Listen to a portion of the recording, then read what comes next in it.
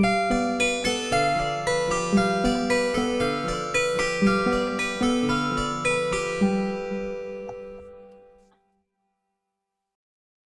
my name is AJ, and I'll be playing Aegeus, Helena, Snug, and Puck.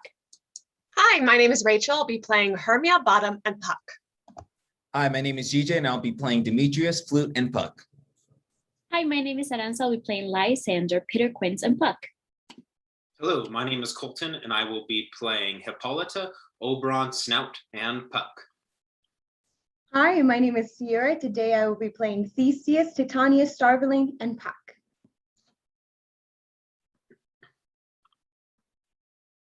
Now, fair Hippolyta, our nuptial hour draws on apace. 4 happy days brings in another moon. But oh, methinks how slow this old moon wanes.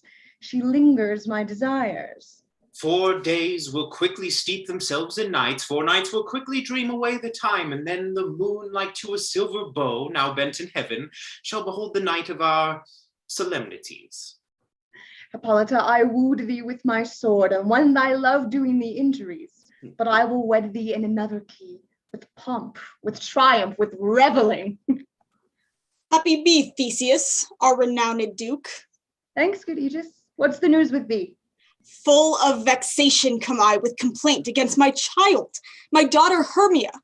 Stand forth, Demetrius. My noble lord, this man hath my consent to marry her. Stand forth, Lysander. And my gracious Duke, this man hath bewitched the bosom of my child. Be it so, she will not hear before your grace consent to marry with Demetrius. I beg the ancient privilege of Athens, as she is mine, I may dispose of her. What say you, Hermia? Be advised, fair maid, to you your father should be as a god. Demetrius is a worthy gentleman. So is Lysander. In himself he is, but in this kind wanting your father's voice, the other must be held the worthier. I would my father looked but with my eyes.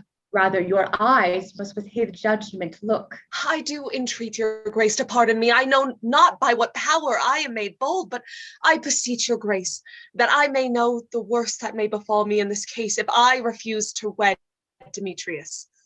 Either to die the death or to abjure forever the society of men. Therefore, fair Hermia, question your desires. Know of your youth, examine well your blood, whether if you yield not to your father's choice, you can endure the livery of a nun, to live a barren sister all your life, chanting fate hymns to the cold, fruitless moon. So will I grow, so live, so die, my lord, ere I will yield up my virgin patent up unto his lordship, whose unwished yoke my soul consents not to give sovereignty.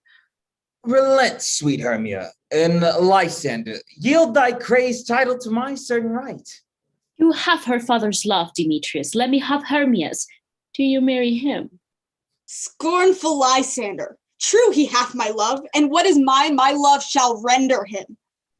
I am, my lord, as well derived as he, as well possessed.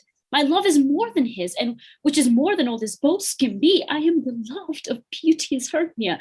Demetrius, I'll avouch it to his head, may love to Neater's daughter Helena, and won her soul. And she, sweet lady, dotes, devoutly dotes in idolatry upon despoted and inconstant men. I must confess that I have heard so much. Demetrius, come, and come, Aegis, you shall go with me. I have some private schooling for you both. For you, fair Hermia, look you arm yourself to fit your fancies to your father's will, or else the law of Athens yields you up, which by no means we may extenuate, to death or to a vow of single life. Come, my Hippolyta, what cheer, my love? How now, my love? Why is your cheek so pale? How chance the roses there do fade so fast? Belike for want of rain, which I could well between them from the tempest of mine eyes. For aught that ever I could read, could ever hear by tale or history, the course of true love never did run smooth. Therefore, Hermia, hear me. I have a widow aunt, a dower of great revenue, and she have no child. From Athens is her house removed 7 leagues, and she respects me as her only son. There, gentle Hermia, may I marry thee. And to that place the sharp Athenian law cannot pursue us. If thou lovest me, Then steal forth thy father's house tomorrow night, and in the wood, a league without the town, where I did meet thee once with Helena, there will I stay for thee. Oh, my good Lysander, in that same place thou hast appointed me, tomorrow truly will I meet thee. You promise, love. Oh, look, here comes Helena. Godspeed, fair Helena, whither away? Call you me fair? That fair again unsay. Demetrius loves you fair. Oh, happy fair! Your eyes are lodestars and your tongue's sweet air. Sickness is catching. Oh, were favor so your words I catch, fair Hermia, ere I go. My ear should catch your voice, my eye your eye. My tongue should catch your tongue's sweet melody. Oh, teach me how you look and with what art you sway the motion of Demetrius's heart. I frown upon him, yet he loves me still. Oh, that your frowns would teach my smiles such skill. I give him curses, yet he gives me love. Oh, that my prayers could such affection move. The more I hate, the more he follows me. The more I love, the more he hateth me. His folly, Helena, is none of mine. None but your beauty, would that fault were mine. Take comfort. He no more shall see my face. Lysander and myself will fly this place. Helen, to you our minds we will unfold. Tomorrow night, when Phoebe doth behold her silver visage in the watery glass, a time that lovers' flies doth still conceal, through Athens' gaze we have devised to steal. And in this wood where often you and I upon faint primrose beds were wont to lie, emptying our bosoms of their counsel sweet, there my Lysander and myself shall meet, and thence from Athens turn away our eyes to seek new friends and strange companies. Farewell, sweet playfellow, pray for us, and good luck grant thee thy Demetrius. Helena, adieu. As you on him, Demetrius dote on you. How happy some or other some can be. Through Athens I'm thought as fair as she, but what of that? Demetrius thinks not so. He will not know what all but he doth know, and he as he errs doting on Hermia's eyes, so I admiring of his qualities. Things base and vile, holding no quantity. Love can transpose to form and dignity. Love looks not with the eyes, but with the mind. And therefore is winged Cupid painted blind. As waggish boys in game themselves forswear, so that boy love is perjured everywhere. For ere Demetrius looked on Hermia's eyne, he hailed down oaths that he was only mine. And when this hailsome heat from Hermia felt, so he dissolved in showers of oaths did melt. I will go tell him of fair Hermia's flight. Then to the wood will he tomorrow night pursue her. And for this intelligence, if I have thanks, it is a dear expense. But herein mean I to enrich my pain, to have his sight thither and back again.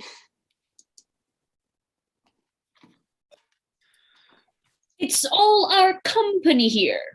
You're best to call them generally man by man according to the script. Oh, here's the scroll of every man's name, which is thought fit through all Athens to play in our interlude before the Duke and Duchess on his wedding day at night. At first, good Peter Quinn, say what the play treats on, then read the names of the actors, and so grow to a point. Oh, Mary, our play is the most lamentable comedy, a most cruel death of Pyramus and Thisbe. Oh, a very good piece of work, I assure you, and to Mary. Now, good Peter Quinn, call forth your actors by the scroll. Answer as I call you, Neek Bottom the Weaver. Ready? Name what part I am for and proceed. You, Neek Bottom, are set down for Pyramus. Pyramus? What is Pyramus? A lover or a tyrant? Oh, a lover that kills himself most gallantly for love. That will ask for some tears in the true performing of it. If I do it, let the audience look to their eyes. I will move storms. Francis Flute, the bellows mender. Here, Peter Quince. You must take Thisbe on you. Oh, what is Thisbe? A wandering knight? It is the lady that Pyramus must love. Oh, nay, faith. Let not me play a woman. I have a beard coming. That's all one. You should play it in a mask, and you must speak as small as you will. Oh, and I may hide my face. Let me play Thisbe too. I will speak in a monstrous little voice. Thisne, Pyramus, my lover dear. No. You play Pyramus and flute, you Thisbe. Well, proceed. Robin Starveling the tailor. Here, Peter Quince. Robin Starveling, you must play Thisbe's mother. Tom Snout the tinker. Yeah, Peter Quince. You Pyramus' father, myself Thisbe's father. Snout the joiner, you the lion's part, and I hope there is a play fitted. Have you the lion's part written? Pray you, if it be, give it me, for I am slow of study. You might do it extempore, for it's nothing but roaring. Oh, let me play the lion too. I will roar, that I will do any man's heart good to hear me. I will roar, that will make the Duke say, let him roar again, let him roar again. If you should do it too terribly, you would fright the Duchess and the ladies, and they would shriek, and they were enough to kill us all. Oh, that would never happen. But I will aggravate my voice so that I will roar you as gently as any sucking dove. I will roar you, and for any nightingale. You can play no part but Pyramus! For Pyramus is a sweet-faced man, a proper man as one shall see in a summer's day, a most lovely gentleman-like man. Therefore you must needs play Pyramus. Well, I will undertake it. Masters, here are your parts. I will entreat you, I will request you, and I will desire you to come them by tomorrow night and meet me at the Palace Wood, a mile about the town. By moonlight, there we will rehearse. I pray you, fail me not. So we will meet, and there we may rehearse most obscenely and courageously. Take pains, be perfect. Adieu.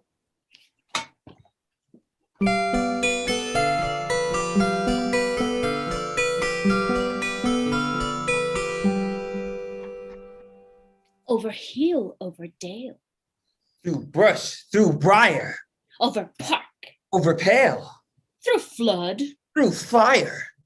I do wander everywhere. Swifter than the moon's sphere. The king doth keep his rebels here tonight. Oh, take heed the queen not come within his sight. For Oberon is passing fell and wrath. because that she, as her attendant hath, a lovely boy stolen from an Indian king. Oh, she never had so sweet a changeling. And jealous Oberon would have the child, knight of his train, to trace the forests wild. But she perforce withholds the loved boy, crowns him with flowers, and makes him all her joy. Oh, and now they never meet in grove. Or green. By fountain clear. Or spangled starlight sheen. But they do square.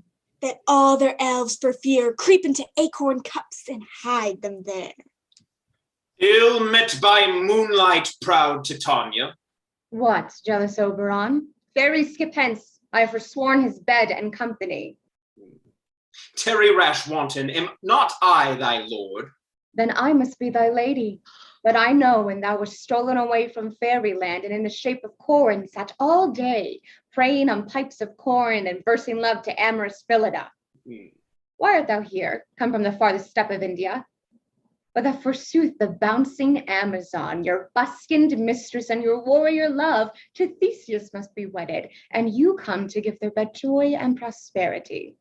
How canst thou thus for shame, Titania, glance at my credit with Hippolyta, knowing I know thy love to Theseus? These are the forgeries of jealousy. And never since the middle summer spring met we on hill, in dale, forest, or mead, to dance our ringlets to the whistling wind. But with thy brawls thou hast disturbed our sport. Wherefore the winds, piping to us in vain, as in revenge, have sucked up from the sea contagious fogs which falling in the land have every petty river made so proud that they have overborne their continents. And through this distemperature we see the seasons alter. The spring, the summer, the childing autumn, angry winter change their wonted liveries, and the mazed world by their increase knows not which is which. And from this same progeny of evils comes from our debate, from our dissension. We are their parents and original. Do you amend it then? It lies in you. Why should Titania cross her Oberon? I do but beg a little changeling boy to be my henchman. Set your heart at rest. The fairyland buys not the child of me. His mother was a votress of my order, and in the spiced Indian air by night, full often had she gossiped by my side, and sat with me on Neptune's yellow sands, marking the embarked traders on the flood. But she, being mortal, of that boy did die. And for her sake I do rear up her boy, and for her sake I will not part with him. And how long within this wood intend you stay? Perchance till after Theseus's wedding day. If you will patiently dance in our round and see our moonlight revels, go with us. If not, shun me, and I will spare your haunts. Give me that boy, and I will go with thee. Not for thy fairy kingdom. Fairies away. We shall tie down right if I longer stay. Well, go thy way, thou shalt not from this grove till I torment thee for this injury. My gentle Puck, come hither. Thou rememberest, since once I sat upon a promontory and heard a mermaid on a dolphin's back uttering such a dulcet and harmonious breath that the rude sea grew civil at her song, and certain stars shot madly from their spheres to hear the sea maid's music. I remember. At very time I saw, but thou couldst not, flying between the cold moon and the earth, Cupid all armed. A certain aim he took at a fair vestal throned by the west, and loosed his love shaft smartly from his bow, as it should pierce 100,000 hearts. Yet marked I where the bolt of Cupid fell. It fell upon a little western flower, before milk white, now purple with love's wound. And maidens call it love in idleness. Fetch me that flower, the herb I showed thee once. The juice of it on sleeping eyelids laid will make man or woman madly dote upon the next light creature that it sees. Fetch me this herb, and be thou here again, ere the Leviathan can swim a league.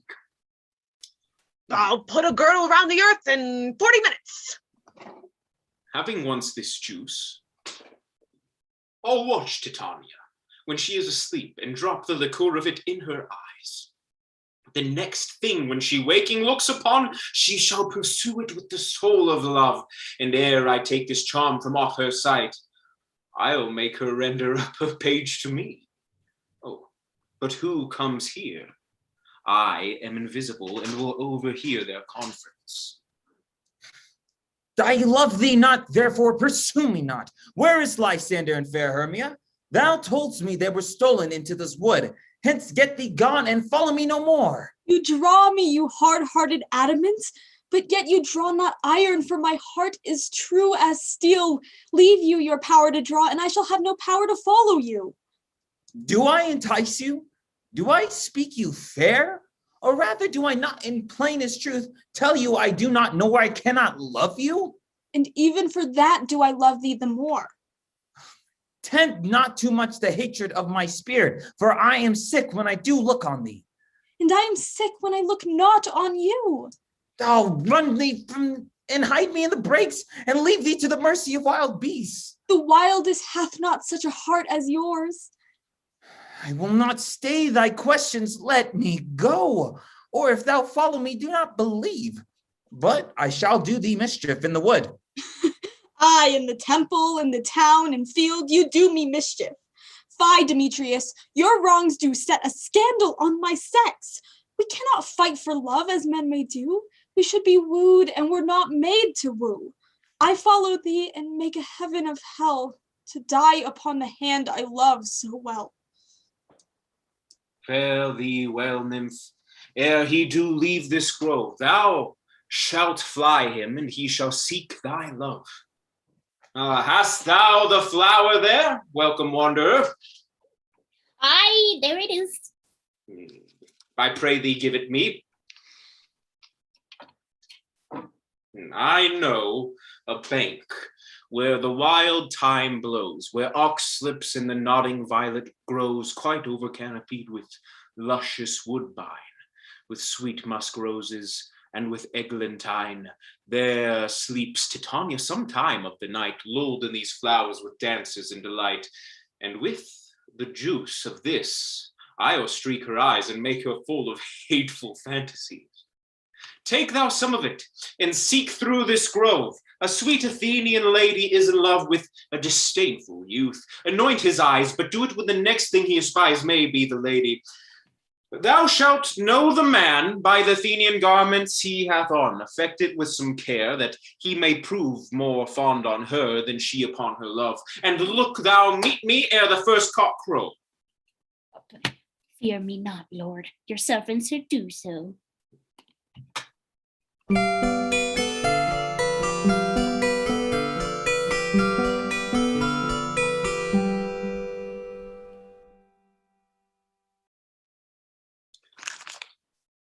What thou seest when thou dost wake, do it for thy true love take. Love and languish for his sake, be it ounce or cat or bear, pard or boar with bristled hair. When thou wakest, if it is thy dear, when some vile thing is near.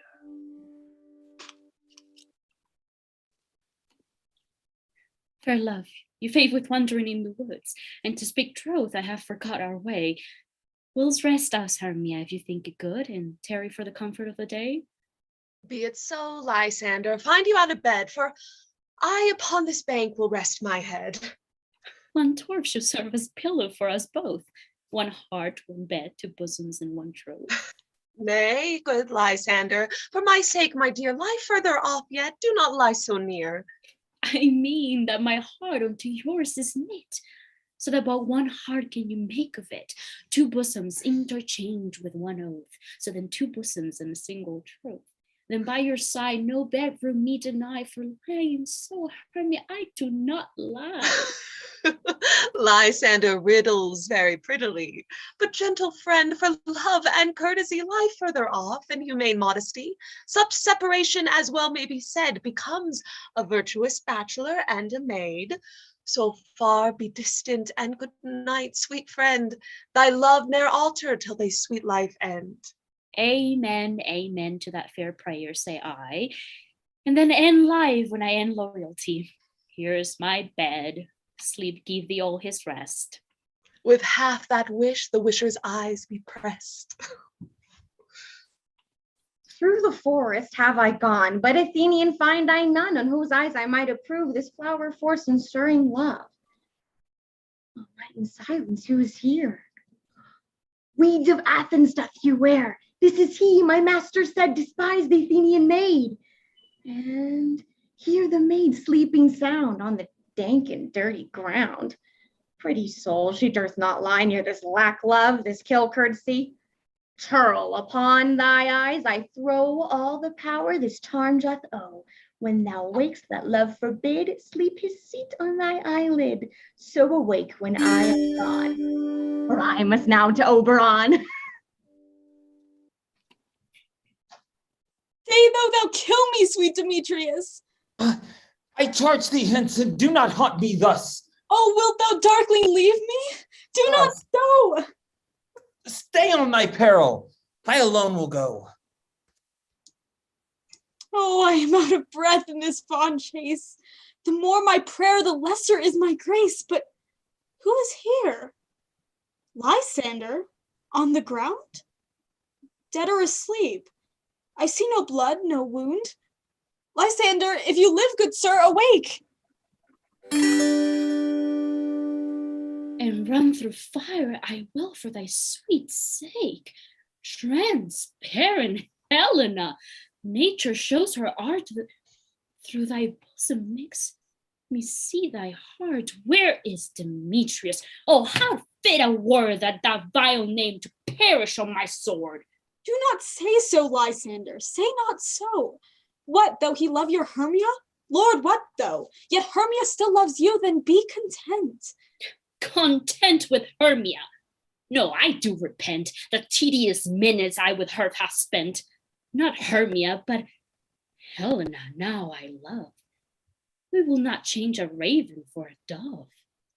Wherefore was I to this keen mockery born? When at your hands did I deserve this scorn? Good troth, you do me wrong. Good sooth you do in such disdainful manner me to woo. But fare you well, perforce I must confess I thought you lord of more true gentleness. Oh, that a lady of one man refused should of another therefore be abused. She sees not Hermia. Hermia, sleep thou there, and never must thou come Lysander near, and all my powers address you love and might, to honor Helen and to be her knight. Lysander, do thy best to pluck the serpent from my chest. For pity, what a dream was here. Lysander, look how I quake with fear. Methought a serpent ate my heart away, and you sat smiling at his cruel prey. Lysander! What removed? Lysander, Lord! What? Out of hearing gone? No sound, no word? No, then I will perceive you are not nigh. Either death or you I'll find immediately.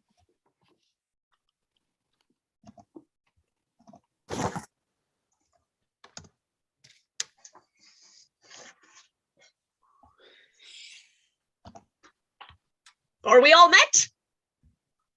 Pat, and here's a marvelous convenient place for our rehearsal. Peter Quince. What says thou, Bottom? There are things in this comedy of Pyramus and Thisbe that will never please. First, Pyramus must draw a sword to kill himself, which some people cannot abide. How answer you that? Burlock and a perilous fear. I believe we must leave the killing out then when all is done. Write me a prologue, and let the prologue seem to say, we will do no harm with our swords, and that Pyramus is not killed indeed. And for the better assurance, tell them that I, Pyramus, am not Pyramus, but Bottom the Weaver. This will put them out of fear. Well, we will have such prologue. Will not people be afeard of the lion? Oh, I fear it, I promise you. Therefore another prologue must tell Snug is not a lion. Nay, you must name his name, and half his face must be seen through the lion's neck, and he himself must speak through, saying thus, or to the same effect. Friends, or fair friends, I would wish you, or I would request you, or I would entreat you not to fear. If you think I come hither as a lion, it were pity of my life, and there indeed let him name his name and tell them plainly that he is Snug the Joiner. Well, it shall be so. There is two hard things, that is, to bring the moonlight into a chamber, for you know Pyramus and Thisbe meet by moonlight. Doth the moon shine the night that we play our play? A calendar! Look in the almanac, find out moonshine! Oh. Yes, it doth shine that night. Why, then you may leave a casement of the great chamber window open, and the moon may shine in at the casement. Aye, or else one must come in with a bush of thorns and a lanthorn and say he comes to this figure or to present the person of moonshine. Then there is another thing. We must have a wall in that great chamber, for Pyramus and Thisbe, says the story, did talk through the chink of a wall. You can never bring in a wall. But what say you, Bottom? Some man or other must present wall, and let him have some rough case about him to signify wall, and let him hold his fingers thus, and through that cranny shall Pyramus and Thisbe whisper. If that may be, then all is well. Come, sit down, every mother's own, and rehearse your parts. Pyramus, you begin. When you have spoken your speech, enter into that break, and so everyone according to his cue. What hempen homespuns have we swaggering here? so near the cradle of the fairy queen. What? A play toward? I'll be an auditor, an actor too, perhaps, if I see cause. Speak, Pyramus. Thisbe, stand forth. Thisbe, thy flowers of odious savor sweet. Odors. Odor savor sweet. So hath thy breath, my dearest Thisbe dear. But hark, I hear a voice. Stay thou but here a while, and by I will to thee appear. A stranger Pyramus than e'er played here. Must I speak now? I marry must too, for you must understand he goes but to see a noise that he heard and is to come again. Most radiant Pyramus, most lily white of hue, of color like the red rose on a triumphant briar, as true as horse that yet would never tire, I'll meet thee, Pyramus, at Ninny's tomb. Ninus tomb, man. Why, you must not speak that yet, that you answer to Pyramus. Pyramus, enter, your cue is past. It is never tire.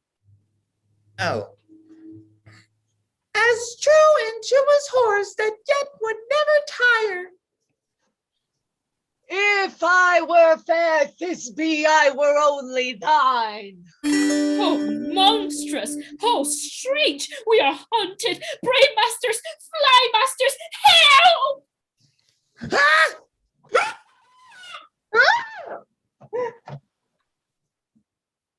Why do they run away?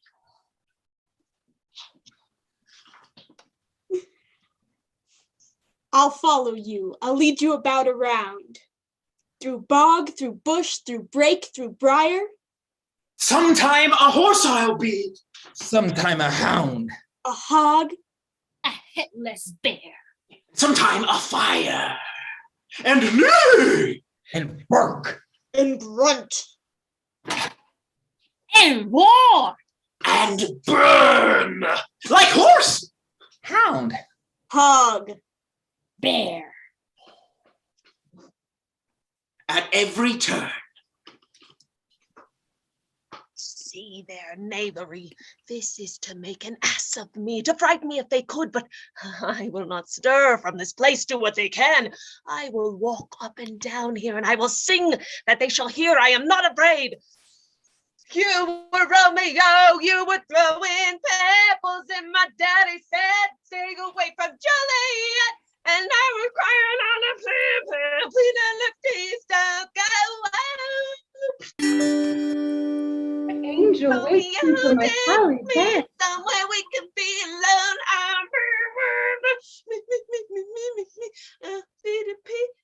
You be the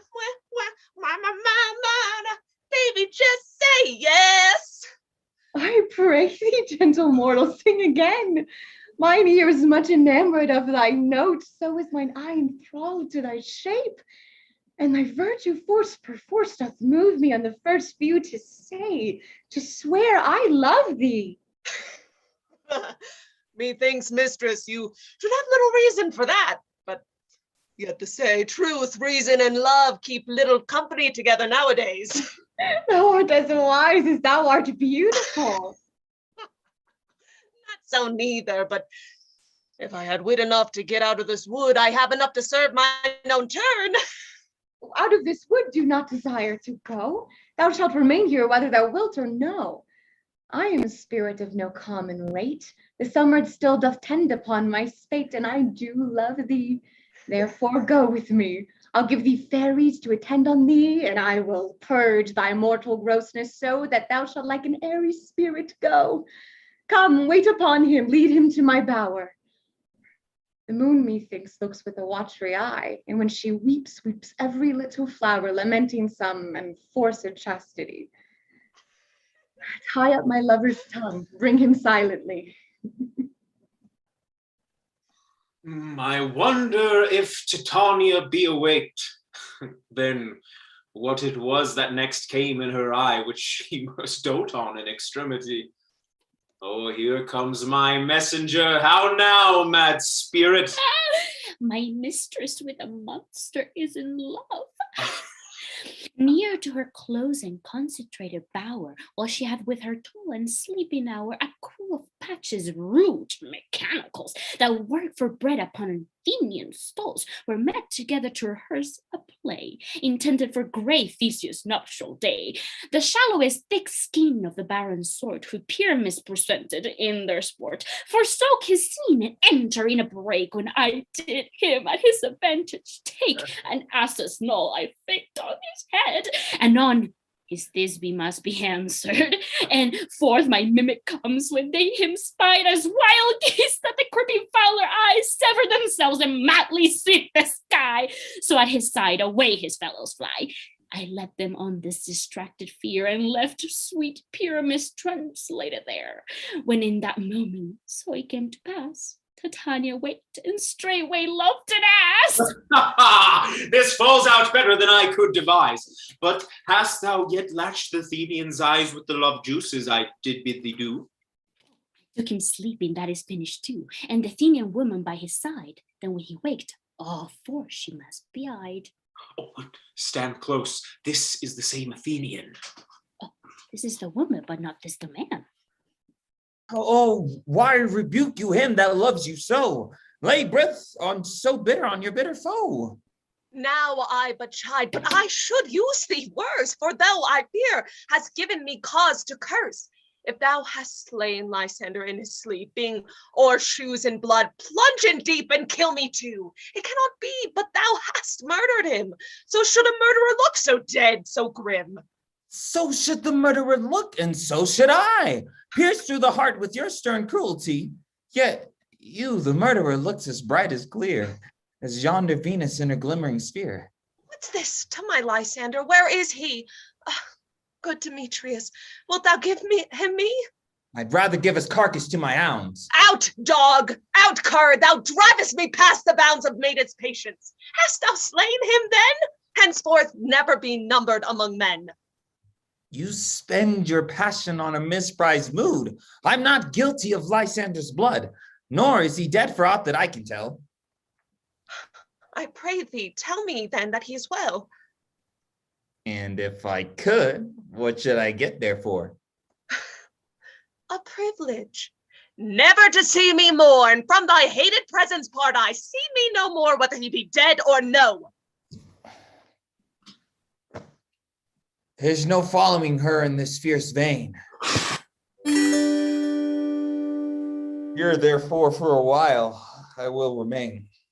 What hast thou done? Thou hast mistaken quite, and laid the love juice on some true love's sight. About the wood, go swifter than the wind, and Helena of Athens, look thou find. By some illusion see thou bring her here. Oh, charm his eyes again, she doth appear. I go. Look how I go, swifter than an arrow from Tartar's bow. Flower of this purple dye, hit with Cupid's archery, sink an apple of his eye, when his love he doth espy. Let her shine as gloriously as Venus of the sky. When thou wakest, if she be by, beg of her for remedy. Captain of our fairy band, Helena is here at hand, and the youth mistook by me, pleading for a lover's fee. Shall we their fun pageant see? Lord, what fools these mortals be. Stand aside, the noise they make will cause Demetrius to wake. Why should you think that I should woody in scorn? Scorn and derision never comes in tears. Look, when I vow, I weep, and vows so born in their nativity, all truth appears. You do advance your cunning more and more. These vows are Hermia's. Will you give her o'er? And no judgment when to her I swore. Nor none in my mind, now you give her o'er. Demetrius loves her, he loves not you. Oh, Helen, goddess, nymph, perfect, divine, to what my love shall I compare thine eye? Crystal is muddy, oh, how ripened show, thy lips, those kissing cherries tempting grow. Oh, spite, Oh, hell! I see you are all bent to set against me for your merriment. If you were civil and knew courtesy, you would not do me thus much injury. Can you not hate me as I know you do, but you must join in souls to mock me too? You both are rivals and love Hermia, and now both rivals to mock Helena? A trim exploit, a manly enterprise, to conjure tears up in a poor maid's eyes. You are unkind, Demetrius, be not so. For you love Hermia, this you know I know, and here with all goodwill, with all my heart, in Hermia's love I yield you up my part, and yours of Helena to me bequeath, who I do love and will do to my death. Never did mockers waste more idle breath. Lysander, keep thy Hermia, I will none. If e'er I loved her, all that love is gone. My heart to her, but as guest wife sojourned, and now to Helen it is home returned, there to remain. It is not so. Spare it's not the faith thou dost not know. Lest to thy perils thou abide it dear. Look where thy love comes, yonder is thy dear. Oh, dark night that from the eye his function takes, the ear more quick of apprehension makes. Thou art not by my eye, Lysander, found. Mine ear, I thank it, brought me to that sound. But why unkindly didst thou leave me so? Why should he stay whom love doth press to go? What love could press Lysander from my side? Lysander's love that would not let him bide. Fair Helena, who more in gilds denied, and all yon fairy oes and eyes of light. Why seek'st thou me? Could not this make thee know the hate I bear thee made me leave thee so? You speak not as you think it cannot be. Lo! She is one of this confederacy. Now I perceive they have conjoined all three to fashion this false sport in spite of me. Injurious Hermia, most ungrateful maid, have you conspired? Have you with these contrived to bait me with this foul derision? Is all the counsel that we two have shared, the sisters' vows, the hours that we have spent when we have chid the hasty-footed time for parting us? Oh, is all forgot? All school days' friendship, childhood innocence? And will you rent our ancient love asunder to join with men in scorning your poor friend?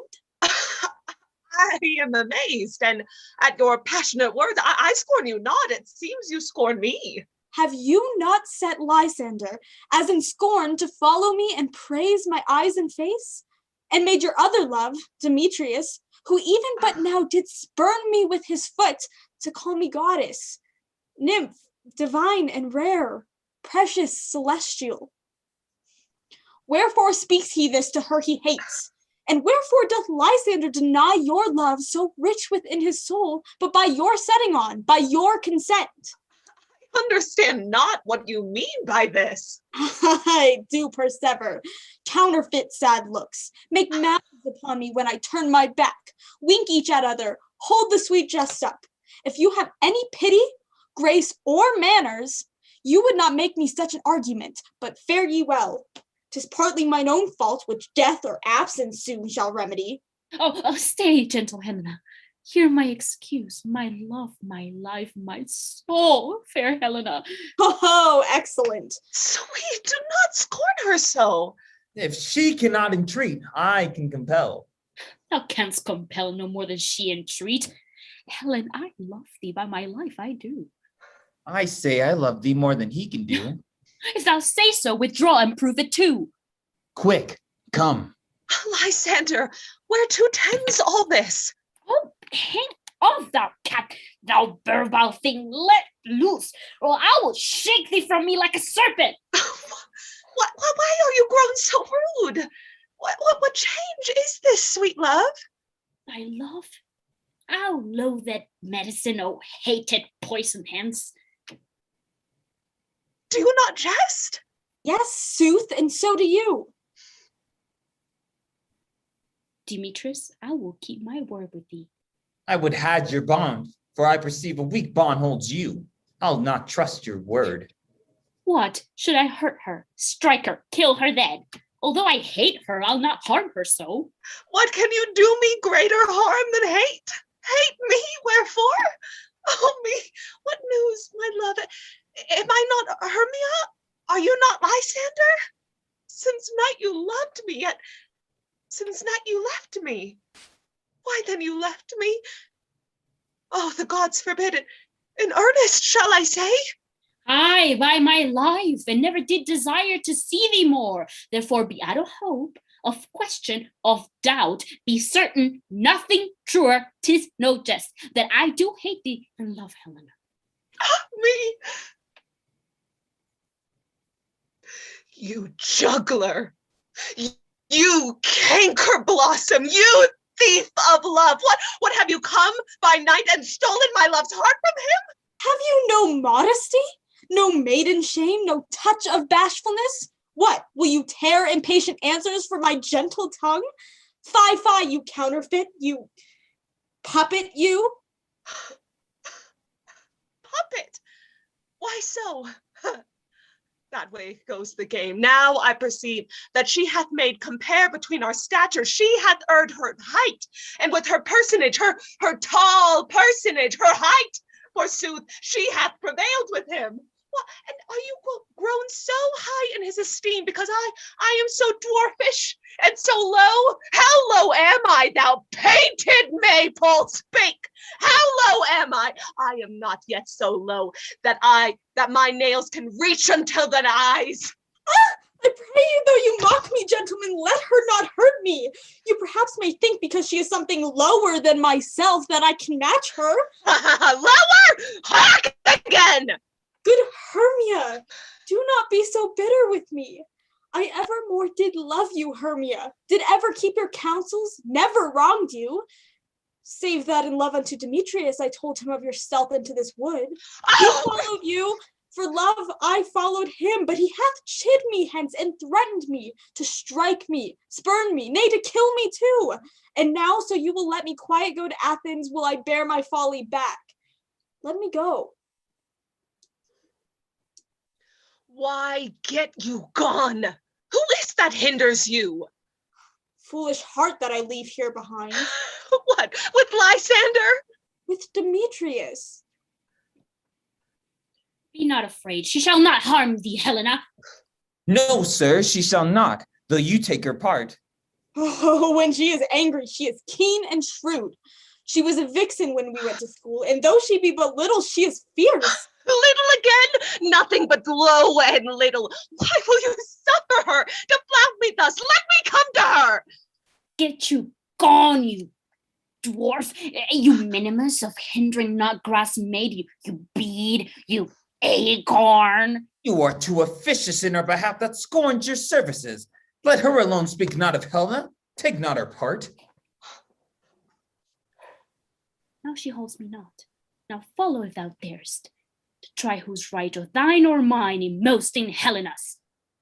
Follow. Nay, I'll go with thee cheek by jowl. You mistress, all this coil is long of you. Nay, go not back. I will not trust you. I no longer stay in your cursed company. Your hands than mine are quicker for a fray. My legs are longer, though, to run away. I am amazed and know not what to say. This is thy negligence. Still thou mistakest, or else commits thy knaveries willingly? Believe me, King of Shadows, I mistook. Did not you tell me I should know the man by the Athenian garments he hath on? And so far blameless proves my enterprise that I have anointed on an Athenian's eyes. And so far am I glad it so did swords that as if they're jangling I esteem a sport. Thou seest these lovers seek a place to fight. Hie, therefore, Robin, overcast the night, and lead these testy rivals so astray as one come not within another's way. Then crush this herb into Lysander's eye, whose liquor hath this virtuous property to take from thence all error with his might, and make his eyeballs roll with wonted sight. When they next awake, all this derision shall seem a dream and fruitless vision.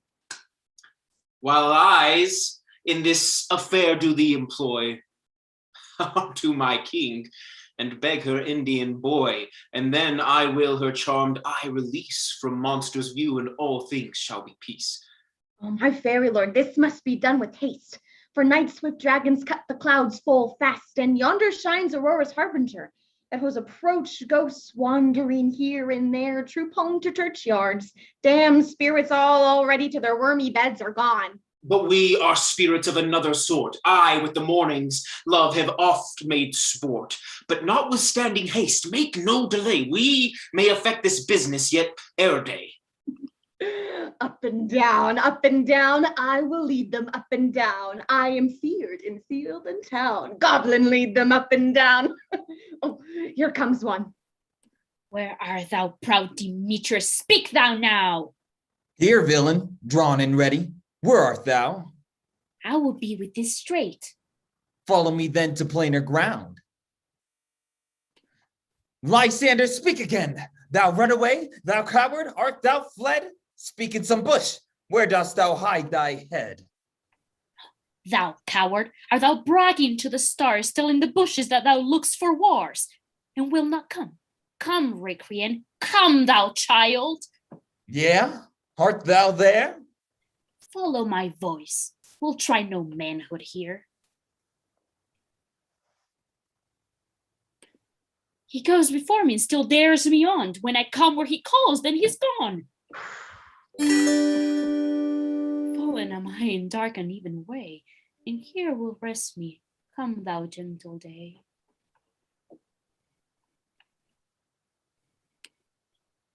Ho, ho, ho, coward! Why comes thou not?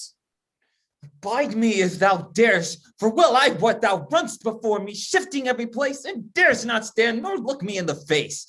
Where art thou? Come hither, I am here. Nay, then thou mockst me. Faintness constraineth me to measure out my length on this cold bed. O weary night, O long and tedious night, abate thy hours. Shine comforts from the east and sleep that sometimes obscures eye. Steal me a while from mine own company. 3, come one more. 2 of both kinds makes up 4. Oh, here she comes, cursed and sad. Cupish is a knavish lad, thus to make poor females mad. Never so weary, never so in woe.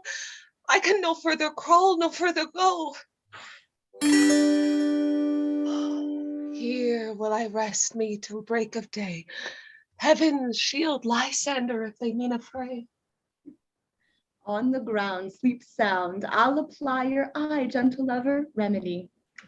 When thou wakest, thou takest true delight in the sight of thy former lady's eye. And the country proverb known that every man should take his own, in your waking shall be shown. Jack shall have Jill, naught shall go ill, and the man shall have his mare again, and all shall be well.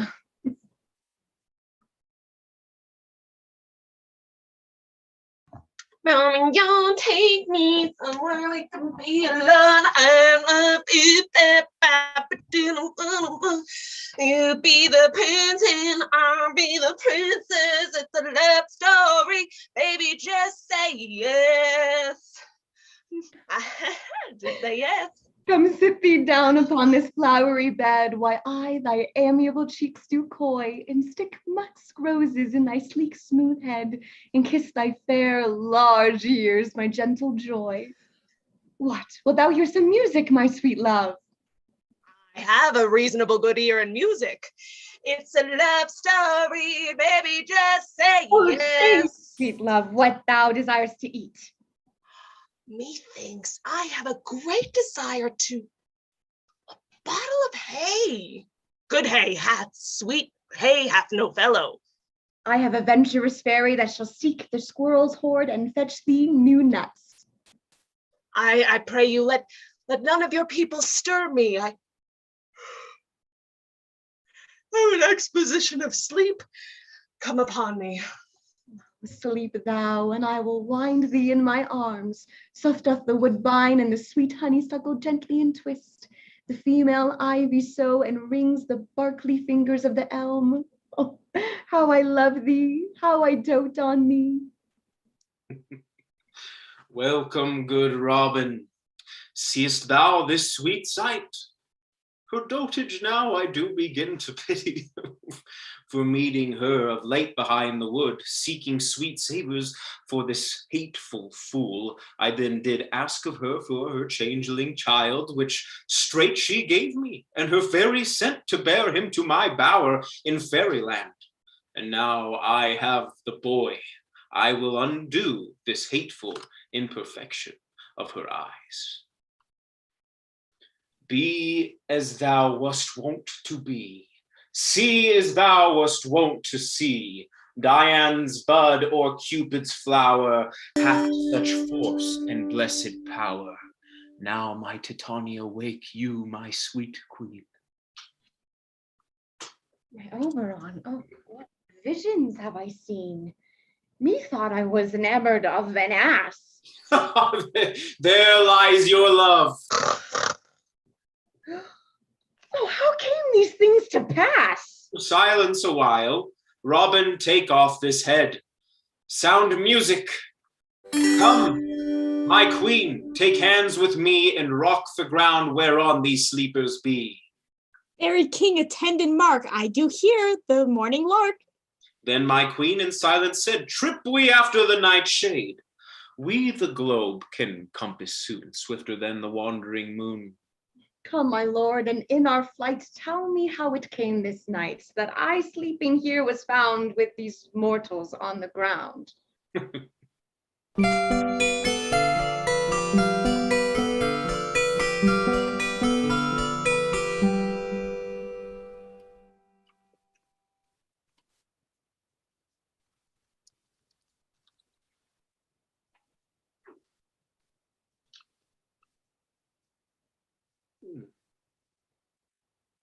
But soft, what nymphs are these? My love, this is Aegis's daughter here asleep, and this Lysander, this Demetrius is this Helena, old Neater's Helena. I wonder if this being here together. No doubt they rose up early to observe the rite of May. Good morrow, friends. St. Valentine's is past. Pardon, my lord. I pray you all stand up. I know you two are rival enemies. How comes this gentle concord in the world? My lord, I shall reply amazedly, half asleep, half waking. But as yet, I swear, I cannot truly say how I came here. But as I think, for truly would I speak, I came with Hermia hither. Our intent was to be gone from Athens, where we might be without the peril of the Athenian law. My lord, fair Helen told me of their stealth, of this their purpose hither to this wood, and I in fury hither followed them. Fair Helena in fancy followed me. But my good lord, I would not by what power, but by some power it is, my love to Hermia, melted as the snow, and all the faith, the virtue of my heart, the object and the pleasure of mine eye is only Helena. To her, my lord, I was betrothed ere I saw Hermia, but like a sickness did I loathe this food. But as in health, come to my natural taste. Now do I wish it, love it, long for it, and will forevermore be true to it. Fair lovers, you are fortunately met. Aegis, I will overbear your will, for in the temple by and by with us these couples shall eternally be knit. Away with us to Athens, 3 and 3, we'll hold a feast in great solemnity. Come, Hippolyta. Methinks I see these things with parted eye when everything seems double. So methinks, and I have found Demetrius like a jewel, mine own and not mine own. Are you sure that we are awake? It seems to me that yet we sleep, we dream. Do not you think the Duke was here and bid us follow him? Oh, he bid us follow to the temple. Why, then we are awake. Let's follow him. And by the way, let us recount our dreams.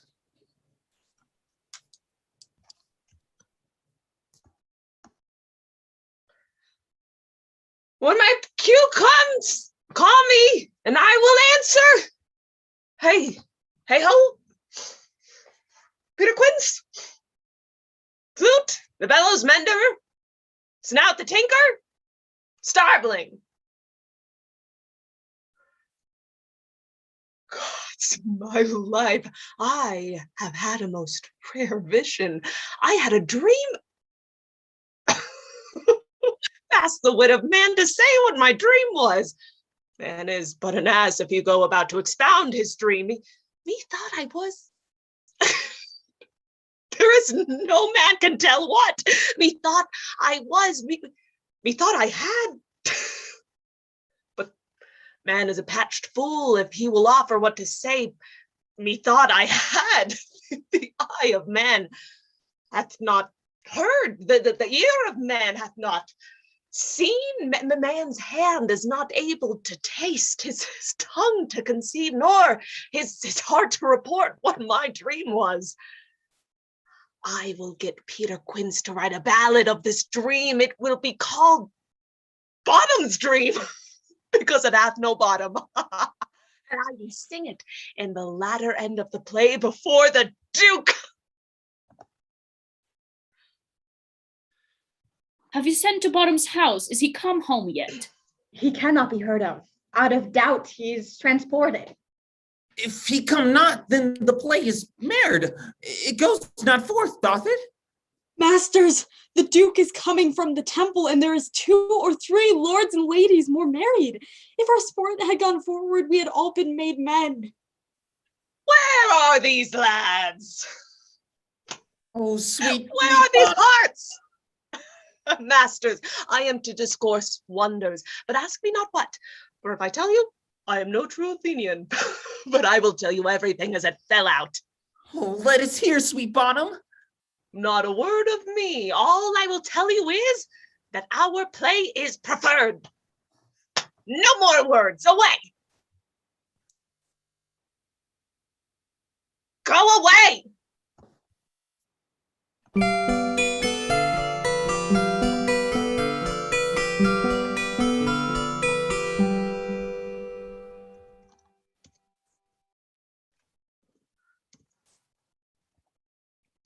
"'Tis strange, my Theseus, that these lovers do speak of. More strange than true. But all the story of the night told over, and all their minds transfigured so together, more witness it than fancies imagines, and grows to something of great constancy." Come now, what masks, what dances shall we have to wear away this long age of 3 hours between our after supper and bedtime? What revels are in hand? Is there no play to ease the anguish of a torturing hour? There is a brief, how many sports are rife?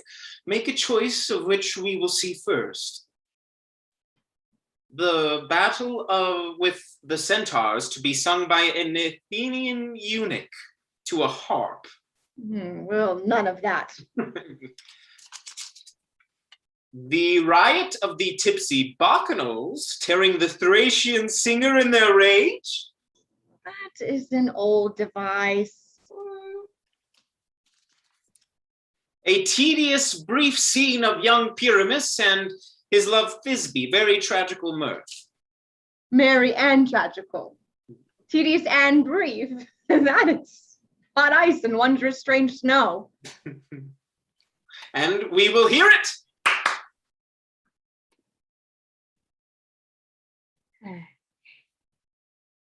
If we offend, it is with our good will. We do not come as minding to content you.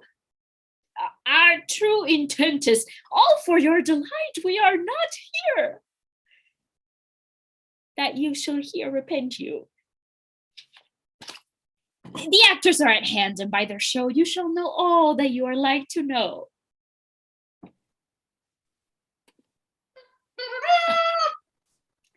Gentles, perchance you wonder at this show, but wonder on, till truth make all things plain. This man is Pyramus, if you would know. This beauteous lady Thisbe is certain. This man with lime and wrath cast doth present wall, that vile wall which did this lover sunder, and through wall's chink Poor souls, they are content to whisper, at the which let no man wonder. This man with lanthorn, dog, and bush of thorn presenteth moonshine. For if you will know, by moonshine did this lovers think no scorn to meet at Ninus' tomb, there to woo.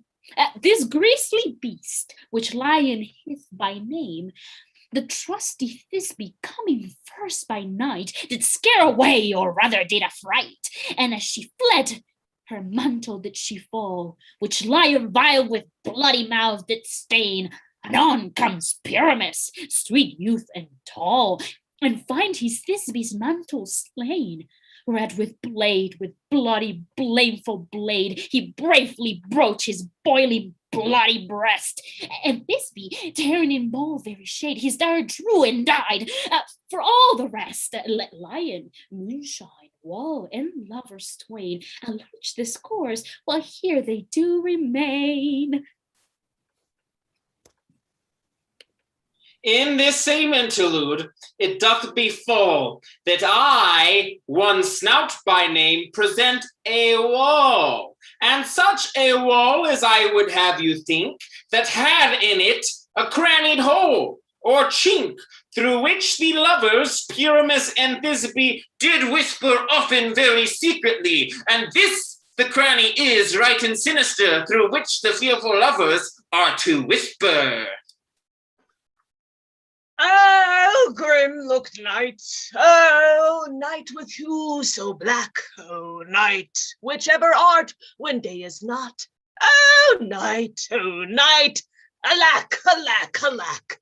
I fear Thisbe's promise is forgot, and thou, O wall, thou sweet and lovely wall, that stands between her father's ground and mine, thou wall, O sweet and lovely wall, shew me thy chink to blink through with mine eye. Thanks, courteous wall, Joe shield thee for this, but what see I? No Thisbe do I see, oh, wicked wall, through whom I see no bliss. Cursed be thy stones for thus deceiving me. Oh, wall, full often hast thou heard my moans, for rotting my fair beers in me. My cherry lips have often kissed thy stones with lime and handed up in thee. I see a voice. Now will I to the chink to spy, and I can hear my Thisbe's face. Thisbe! My love, thou art my love, I think. Think what thou wilt, I am thy lover's grace. Oh, kiss me through the wall of this vile wall. I kiss the wall's hole, not your lips at all. Wilt thou at Ninny's tomb meet me straightway? Tide life, tide death, I come without delay. Thus have I wall, my part discharged so in being done. Thus wall away doth go. You gentles, you whose gentle hearts do fear the smallest monstrous mouse that creeps on floor, may now perchance both quake and tremble here when lion rough in wildest rage doth roar. Then know that I, one snug the joiner, am a lion fell, nor else no lion's dam, for if I should as lion come in strife into this place, 'twere pity of my life.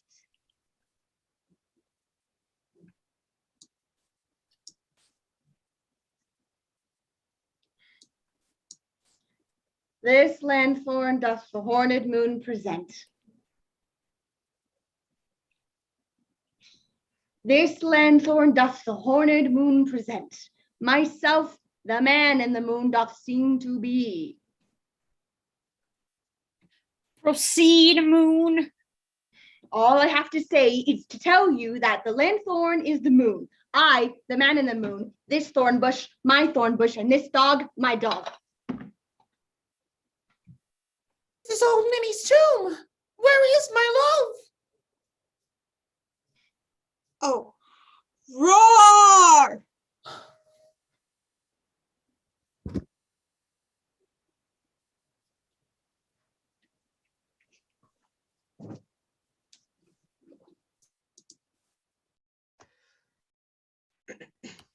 Sweet moon, I thank thee for thy sunny beams. I thank thee, moon, for shining now so bright.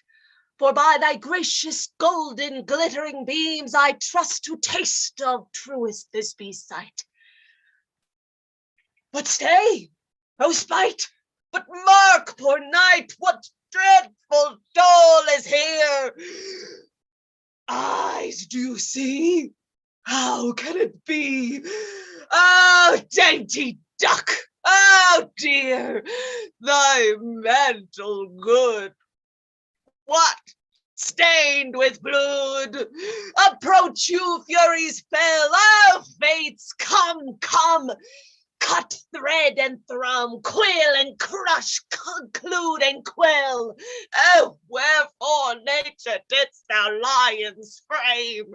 Since lion vile hath ear deflowered my dear, which is, no, which was the fairest dame that lived, that looked, that liked, that looked with cheer. Come, tears confound, out sword and wound the pap of Pyramus. I, the left pap, where the heart doth hop. Thus die I, thus.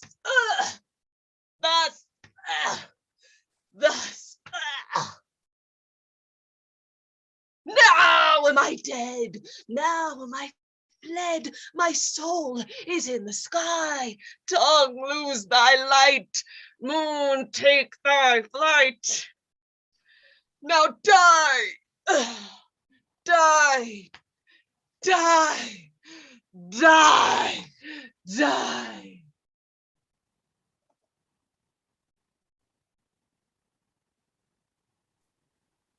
Asleep, my love? What dead, my dove? Oh, Pyramus, rise! Speak, speak! Quite dumb? Dead? Dead?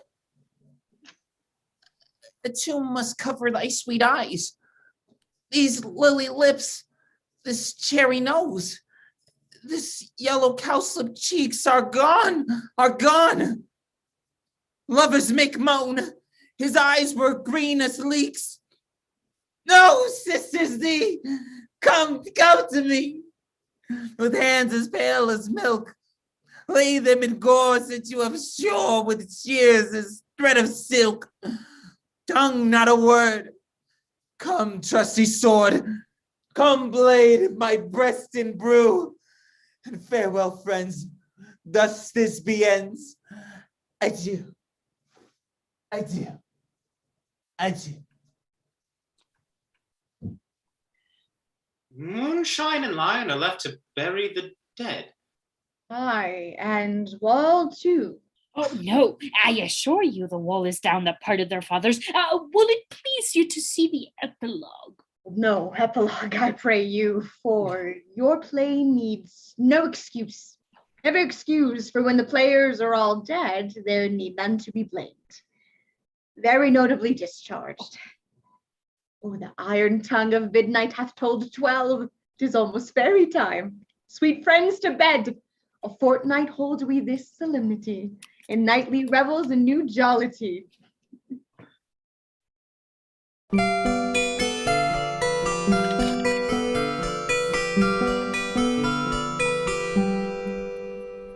Now the hungry lion roars, and the wolf blood holds the moon, whilst the heavy ploughman snores, all with weary task fordone. Now the wasted brands do glow, whilst the scritch owl scritching loud puts the wretch that lies in woe in remembrance of a shroud. Now it is the time of night, that the graves all gaping wide, everyone lets forth his sprite, in the churchway paths to glide. And we, with fairies that do run by triple hectic steam from the presence of the sun, following darkness like a dream, now our frolic. Not a mouse shall disturb this hallowed house. I am sent with broom before to sweep the dust behind the door. Through the house give glimmering light, by the dead and drowsy fire, every elf and fairy sprite hop as light as bird from briar. Hand in hand with fairy grace, we will sing and bless this place. If we shadows have offended, think but this and all is bended, that you have but slumbered here, while these visions did appear. In this weak and idle theme, no more yielding but a dream. Gentles, do not reprehend. If you pardon, we will mend. And as I am an honest puck, if we have unearned luck now to scape the serpent's tongue, we will make amends ere long, else the puck a liar call. So good night unto you all. Give me your hands if we be friends, and Robin shall restore amends.